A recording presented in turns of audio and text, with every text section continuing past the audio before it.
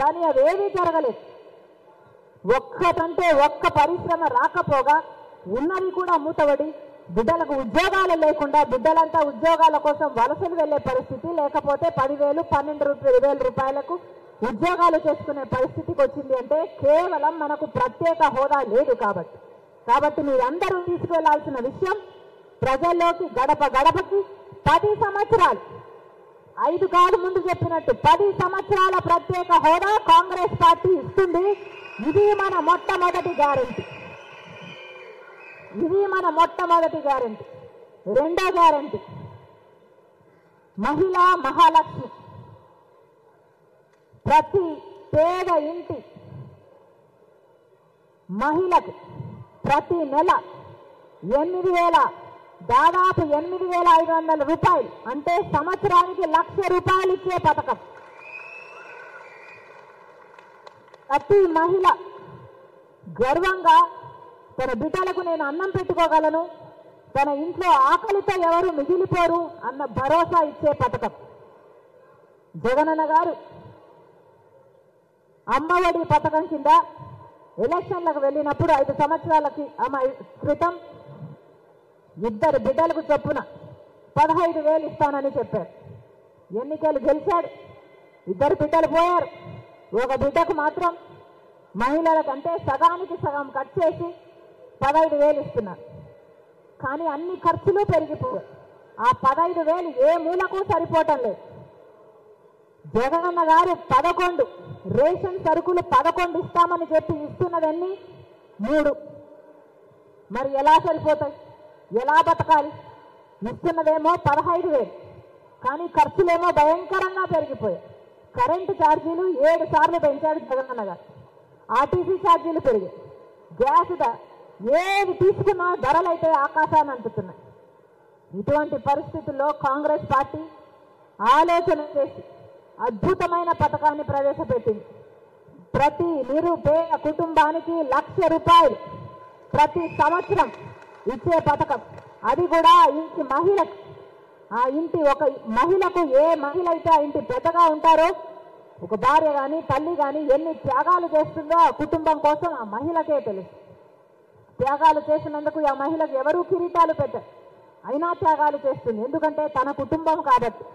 అలాంటి మహిళకు భరోసా కల్పించేందుకే ఆ ఇంటి ఖర్చుల కోసం ప్రతి నెల దాదాపు 8,500 రూపాయలు ఇచ్చే పథకం, 1,00,000 రూపాయలు సంవత్సరానికి ఇచ్చే పథకం మహిళా మహాలక్ష్మి. ఇది రెండో పథకం.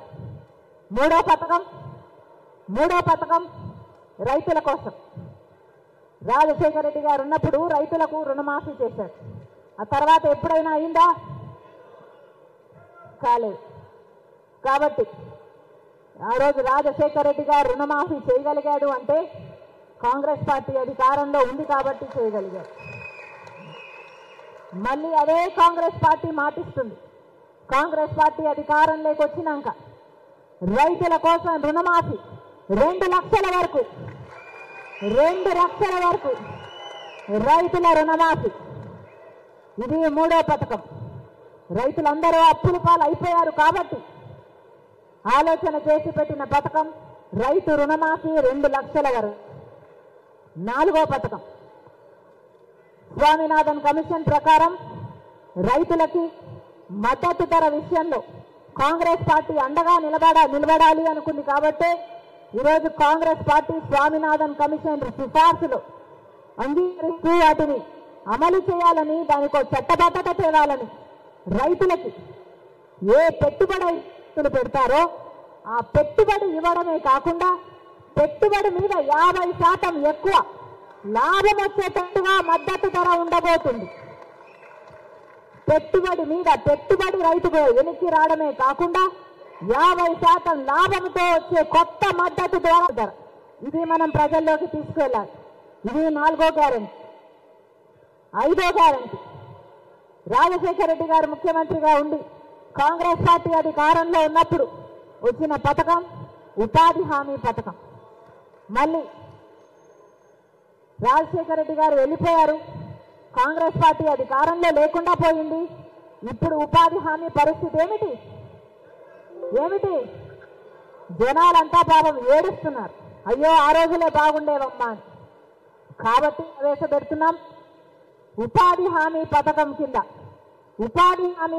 కింద కనీస వేతనం కూలీలకు 400 రూపాయలు ప్రతిరోజు, 400 రూపాయలు ప్రతిరోజు ఇచ్చే పథకం 5వ గ్యారంటీ. 6వ గ్యారంటీ రాజశేఖర రెడ్డి గారు ఉన్నప్పుడు ఫీజు రీయింబర్స్మెంట్ ఉండేది. ఏది కావాలంటే అది చదువుకోండి, మీరు డాక్టర్ అవుతారా, మీరు ఇంజనీర్ అవుతారా, మీరు MBA చేస్తారా, మీరు MCA చేస్తారా అని రాజశేఖర రెడ్డి గారు ఫీజు రీయింబర్స్మెంట్ ప్రవేశపెట్టారు. మళ్ళీ బిడ్డలందరూ బేసికర్గా చదువుకోగలగాలి. అందుకే KG నుంచి PG వరకు ఉచితంగానే విద్య ఉండబోతుంది. ప్రతి తల్లిదండ్రులకి ప్రతి బిడ్డకి భరోసా ఇచ్చే పథకం 5వ గ్యారంటీ. KG to PG ఉచిత విద్య.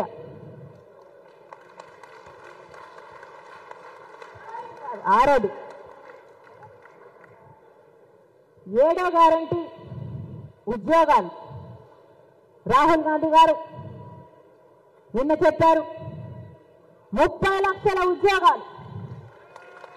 కాంగ్రెస్ పార్టీ కేంద్రంలో అధికారంలోకి వస్తే ఖాళీగా ఉన్న ప్రభుత్వ ఉద్యోగాలు 30 లక్షల ఉద్యోగాలను భర్తీ చేస్తుంది కాంగ్రెస్ పార్టీ. అంతేకాదు రాష్ట్రంలో కూడా దాదాపు 2,25,000 ఉద్యోగాలు ఖాళీగా ఉన్నాయి. ఇదే ఉద్యోగాలు ఖాళీగా ఉండి జగన్మోహన్ రెడ్డి గారు అధికారంలోకి రాకముందు వాళ్ళ మేనిఫెస్టోలో చెప్పిన అంశం, ఆ రోజు 2,30,000 ఉద్యోగాలు ఖాళీగా ఉన్నాయి, ప్రభుత్వ శాఖల్లో ఖాళీగా ఉన్నాయి, మేము అధికారంలోకి వస్తే వాటిని భర్తీ చేస్తామని చెప్పాడు జగనన్న గారు 5 సంవత్సరాల క్రితం. ఆ ఉద్యోగాలు ఈ రోజు వరకు కూడా భర్తీ కాలేదు. ఆ 2,30,000 ఉద్యోగాలు ఈ రోజు 2,25,000 ఉద్యోగాలు ఈ రోజు వరకు కూడా ఖాళీగానే ఉన్నాయి. అవి కాంగ్రెస్ పార్టీ భర్తీ చేస్తుంది. 2,25,000 ఉద్యోగాలు మొట్టమొదటి సంతకంగా రాష్ట్రంలో కాంగ్రెస్ పార్టీ అధికారంలోకి వచ్చిన వెంటనే మొట్టమొదటి సంతకంగా 2,25,000 ఉద్యోగాల మీద ఇస్తామని మరొకసారి మాటిస్తున్నాం. ఇది మన 7వ గ్యారంటీ. 8వ గ్యారంటీ రాజశేఖర రెడ్డి గారు ఉన్నప్పుడు లక్షల మందికి 40 లక్షల పైగా ఇందిరమ్మ ఇల్లు కట్టిన నాయకుడు రాజశేఖర రెడ్డి గారు. ఆ తర్వాత ఎవరూ పట్టించుకోలేదు. పేదవాడు ఎట్లా బతుకుతున్నాడు, ఎక్కడ ఉంటున్నాడు, గుడిసెలో ఉంటున్నాడా, బతుకుతున్నాడా, చస్తున్నాడా అని ఎవడూ ఆలోచన చేయలేదు. మళ్ళీ చెప్తున్నా, కాంగ్రెస్ పార్టీ మాత్రమే ప్రజల గురించి ఆలోచన చేసే పార్టీ కాబట్టి ఇల్లు లేని ప్రతి నిరుపేద కుటుంబానికి ఒక పక్కా ఇంటి కోసం 5 లక్షల రూపాయలు ఇచ్చే గ్యారంటీ 8వ గ్యారంటీ.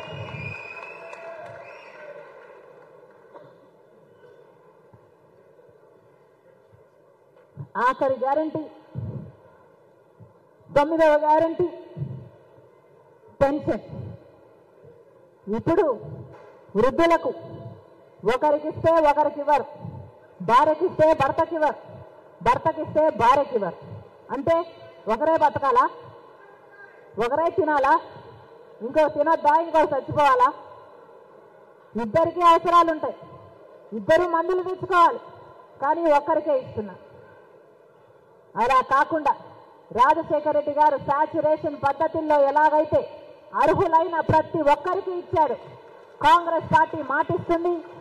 అర్హులైన ప్రతి ఒక్కరికి, భార్యకైనా భర్తకైనా, వృద్ధులందరికీ, వితంతులందరికీ 4,000 రూపాయలు పెన్షన్ ప్రతి నెల, వికలాంగులకు 6,000 రూపాయలు ఇచ్చే గ్యారంటీ 9వ గ్యారంటీ.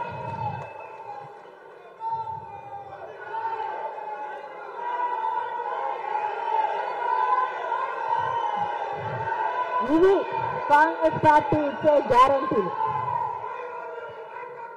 వీటిని ప్రతి గడపకు తీసుకువెళ్లే బాధ్యత మనందరి మీద ఉంది. గ్యారంటీలు ఎంత గొప్పగా ఉన్నా ఇవన్నీ గ్యారంటీలన్నీ ప్రజలలోకి తీసుకువెళ్తే కాంగ్రెస్ పార్టీకి మేము ఓటు వేయము అని స్పృహ ఉన్న ఏ ఒక్కడూ చెప్పా.